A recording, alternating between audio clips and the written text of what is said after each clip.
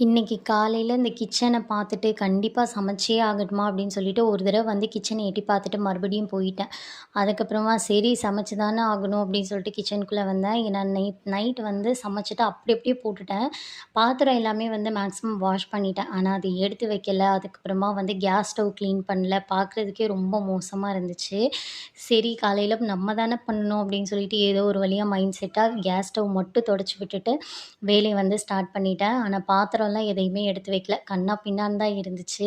ஒவ்வொரு பொருளுமே வந்து கொஞ்சம் தேடி தேடி எடுக்கிற மாதிரி இருந்துச்சு. ஏன்னா அடுக்கி வச்ச இடத்துல இருக்கா? இல்லன்னா அந்த வாஷ் பண்ணி வச்சிருக்க பேஸ்கெட்குள்ள இருக்கா? அப்படின்னு சொல்லிட்டு கொஞ்சம் கஷ்டமா தான் இருந்துச்சு.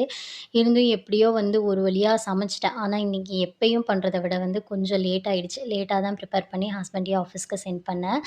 மார்னிங் மார்னிங் பிரேக்ஃபாஸ்ட் வந்து முடிஞ்சிருச்சு. பழைய சாப்பாடு இருந்தது. அதையே வந்து எடுத்துக்கிட்டாச்சு. மதியத்துக்கு நூக்கல் சாம்பார், முருங்கைக்கீரை பொரியல் பண்ணி பேக் பண்ணி